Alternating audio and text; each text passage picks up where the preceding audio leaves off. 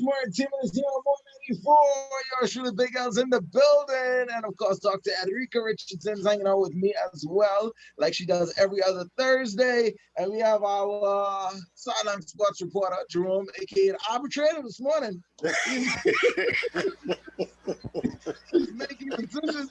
Good morning, Hey, top of the morning, man, Miguel. Good morning, Dr. T. Good morning, Bahamas. This is Sideline Sports and Entertainment Bahamas, turning stories from the sidelines and the headlines here only on 194.9 FM. Thank you, everybody, for joining us on this Give Thanks Thursday. Gonna hop right into the sporting report. We got some news from the local side. It actually looks as though the competent authority has granted permission for our track and field athletes to get back to workouts. They've opened up the national stadium, also the former stadium, and the 100-meter stretch at the stadium. So again, track and field looks as though it may get its return, or the first sport to be returning here in the Bahamas. As a matter of fact, the B3As does have their odd distance meet scheduled for December 19th. So again, looking forward to that to see if that'll actually come off. Some other news going on locally. Hey, don't forget, folks, the Ministry of Youth, Sports, and Culture are actually putting on their mini series, Sports Viewers, and basically it's geared for athletes, coaches, fans, basically all in sports enthusiasts. If you basically want to be involved in the conversation about the bigger and better return of sports to the country among the COVID-19 pandemic, they invite everybody, go to their website, register, and become involved with the conversation. Last night's conversation was regarding softball and baseball and cricket in the country, and I think tonight is actually going to be cycling. And yeah, but like I said, it's going to be 14 nights, so go ahead and register, and like I said, just become involved with the conversation. Now moving on to some international sports. So Big L, the NBA draft was last night, and yeah, the top three picks: Anthony Edwards went first what is it, Minnesota? Yeah, to Minnesota. Then you had James Weissman going to the Golden State Warriors, and third pick, which I thought was really interesting, was LaMelo Ball going to the Charlotte Hornets. Man, did you get a chance to take it in last night? I took in those initial picks, and I didn't watch much further than the first five. Yeah. I thought pretty much everybody. I thought it was interesting too, but Mhm. I actually feel as though Golden State might have got that pick to trade. Like I don't. Do you see the person fitting with the lineup for the goal? I mean, I guess you still need to have the youth on your team to rebuild around eventually, but I don't know. I feel as though that's a good carrot maybe for a good trade offer, but I don't. Yeah, and here again, just like you said, I don't know if the Warriors have um, definitely a remarkable talent. Wiseman, Yeah, remarkable talent, comes in with a lot of yeah. height. Now, again, like I said, I don't know if the Warriors are gonna use him as development, or say like, hey, within a year or two, which I don't know if they're thinking about going for a championship. Might not happen, but I don't know. It's just gonna be interesting to see. They definitely need a big man. So Yeah, exactly. So that's what yeah, I'm saying. So like, I consider them using it as yeah. a Okay, part I of got a you. solid trade Trade offer, right. because they I think the Warriors are coming back this season knowing that they got to win this season or next the latest. Like if they really want another championship under their belts. So Yeah.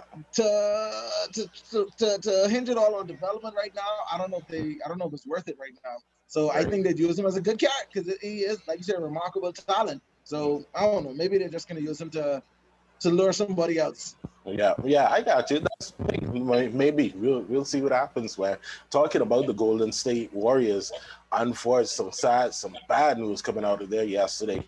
Klay Thompson, a serious leg injury during workouts, and he's actually scheduled to have an MRI today. Initial reports, even though they haven't been confirmed, it looks as though he may have torn his Achilles. So Oh wow. yeah, so like I said, it was really Oh wow. when they took a look at the MRI, they'll see what happens today.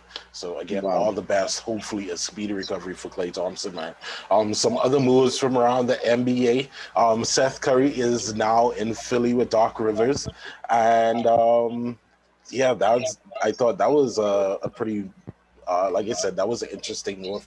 And also, Al Horford has been traded to I saw Oklahoma that. City for Danny Green, and also a couple of picks. So yeah, it looks as though to me, Philly is trying to get some shooting, get some perimeter shooting, and some guards in there to kind of help Joel and the rest of the team. So again, it's going to be interesting to see what happens with the new Right. luck coming for this fast approaching NBA season.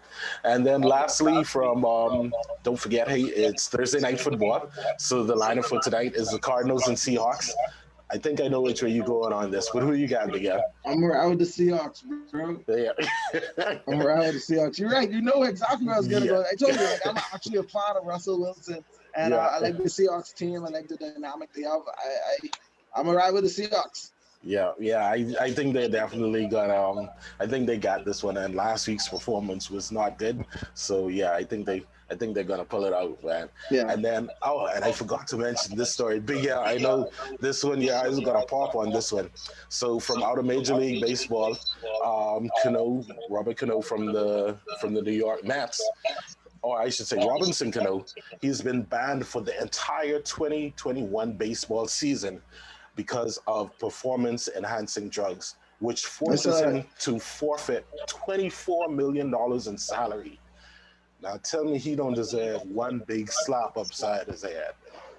Bro, the whole use of performance enhancement drugs in sports was not like I kind of sort of, I mean, even though it's frowned upon, I totally get it was not. But some of these athletes, the pressures be so tall on them, like you literally can see how they end up feeling as though they have to take the chance, even though the chances of not getting catch is slim. They feel as though like, the coach, like Mhm. there's so much pressure, and like not everybody knows how to handle pressure properly. So I guess the $24 million, like either way, he felt as though it was in jeopardy, maybe. So he's like, he got to do what he have to do.